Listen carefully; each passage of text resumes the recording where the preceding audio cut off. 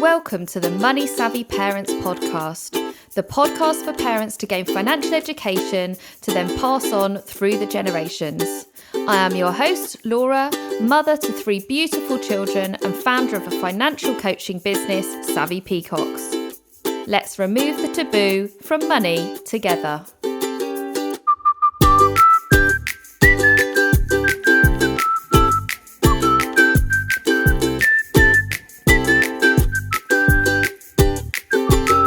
Hi people, thanks for joining me today. We're going to take a question from the audience all around talking to children about money, so let's hear it. Hi Laura, it's Libby here. Hope you can help me. I want to start talking to my kids about money.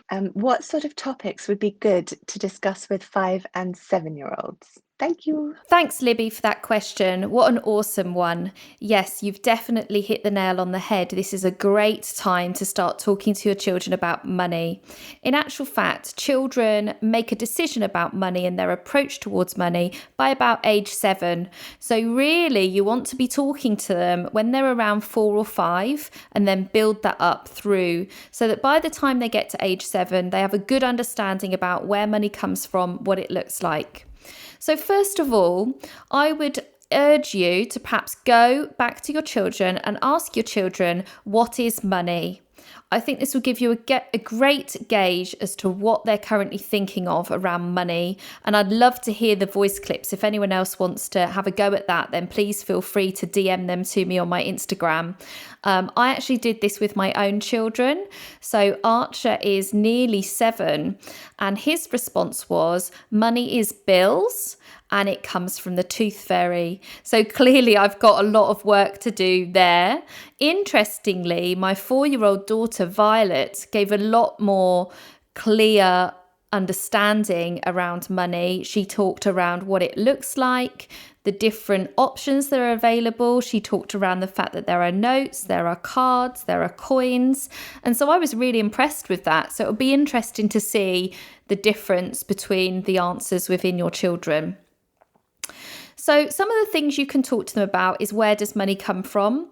And I think it's really important as parents that we explain where does money come from, because unless you have that conversation, children will just assume it is just there or it just appears.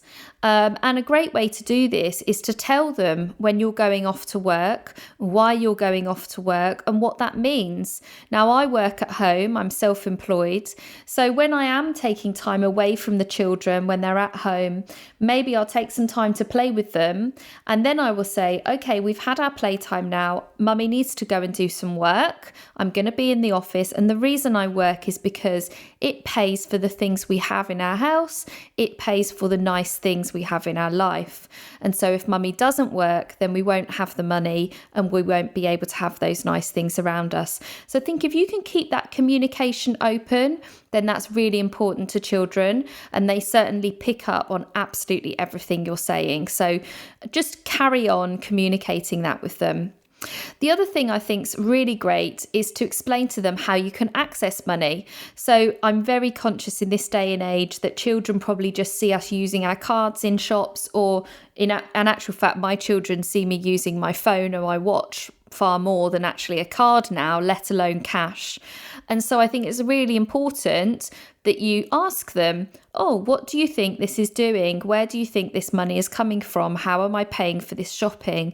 And then explaining to them, when I tap this card, it takes money from my bank account. My bank account is where all of my money is held.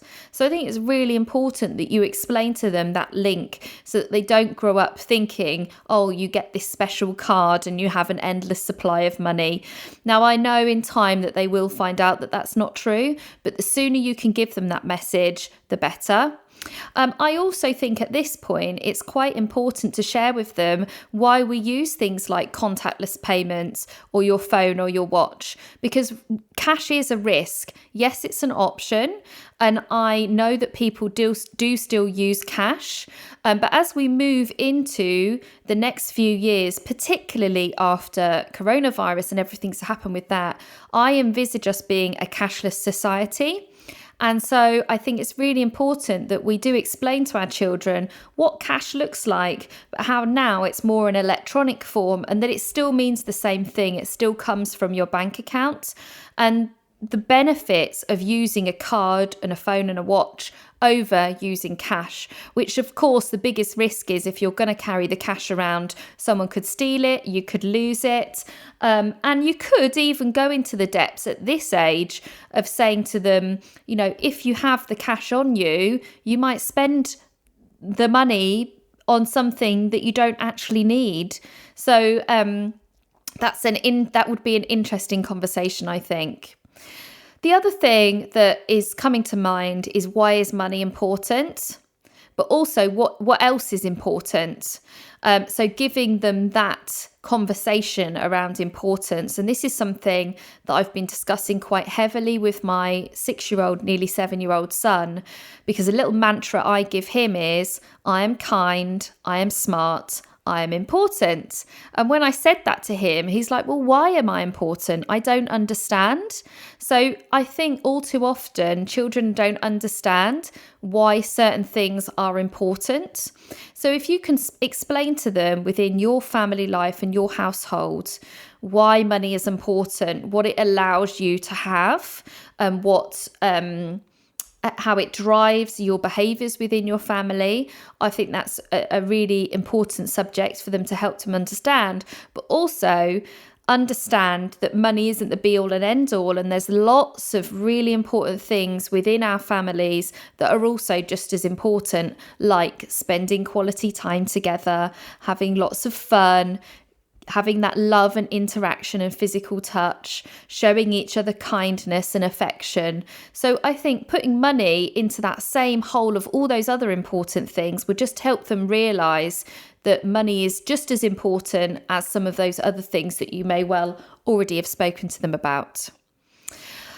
Lastly, I think it would be really cool if you could explain to them how they can gain money.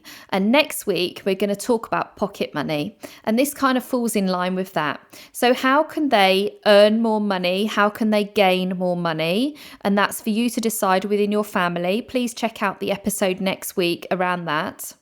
But if you can explain to them the fact that you can go out to work, you can sell something, you can offer a service, and there are lots of different ways in which you can gain money. Now, at this young age, 5 to 7, you probably wouldn't be talking to them about the fact that you could create a passive income through investing some money or designing a product or service that brings you money without having to keep working at it. But maybe in the later ages, that's something you could also explore.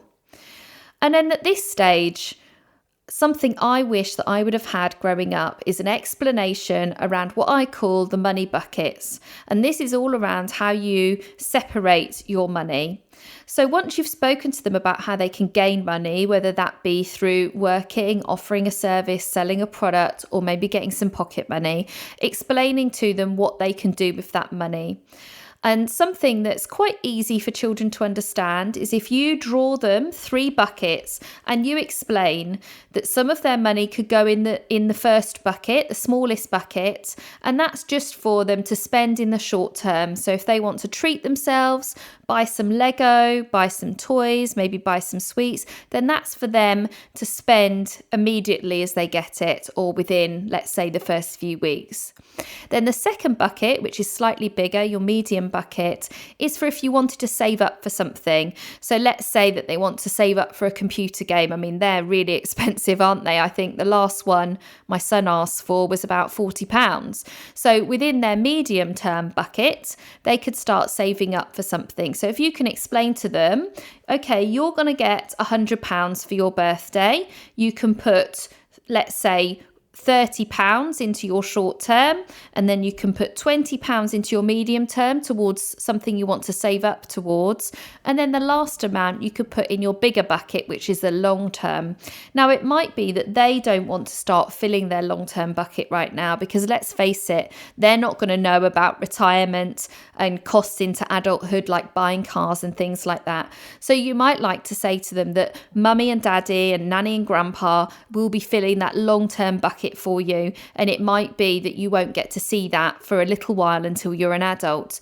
But I think it's really important to just share with them how they can segment their money and save up for things, just to start them off with that really good ethos around how they are separating their money. So Libby, within the household, I think there's a few things that you can be involving the children in that will really help. My top tip is to involve them with budgeting for spending money on food. That's a really easy way. We all do a weekly shop, and so you can get them involved with what you're spending the money on. And from age 5 to 9, you can involve them in what you might be buying within the weekly shop and explain to them how that's working, whether that's taking them with you to the shop physically or doing your shopping online. And then maybe from age 11 or 12, you could also give them the job of actually working out what is needed and how to spend that weekly budget. So encourage them to go through the cupboards, start making a food shopping list. They can go online then, put everything into the basket, work out if that's within the affordability, take things out, put things in. Online shopping is a great platform to be able to do this. For those of you that don't already use online shopping, what's really good is you book your slot, you fill your basket, and you've got until 10 o'clock the night before the delivery to make any amendments. So if you want to allow your children to go wild on it at age 11 or 12 and really give them the responsibility of what meals you're going to be eating for the future week, then that's for me is a great option available to you. It allows them to pay for things within the shopping and learn from that experience. And then if you were going to a shop, then another great thing you could do is allow them to actually pay for the things in the shop, use the opportunity to explain where the money comes from if you're going to pay on card, etc., as I've previously mentioned. Now, I just want to talk to you about bank accounts, because from age 11, children are allowed their own bank account with their cards. So it's really important you lay this groundwork now before that happens. Obviously, before they have their own bank account with a debit card, you can use things like GoHenry or equivalent, where you top them some money up and they can use that money to their own devices. Obviously, it has got safety features in there which will help, and I think it's really important that you get them used to using a card in a sensible way over using cash, particularly, as I say, I feel like we're going to be moving into a cashless society. So lastly, the main thing from me is to get this topic talked about on a regular basis within your household. Regularly share how money works, draw it back to when you're working and earning money and how you're spending money and how you're budgeting for different things within your household. As long as you're getting the money conversation in there, then I am happy. That's a great starting place for children that are around 5 to 7 that you've asked about. I hope that answers your question, and I look forward to hearing another question from the audience next time. Thank you so much for listening to Money Savvy Parents. If you enjoyed today's episode, then please subscribe and post your money questions within a review for future episodes. If you want to learn more, then please join my Money Savvy Parents Facebook group or club on Clubhouse. Let's remove the taboo from money together.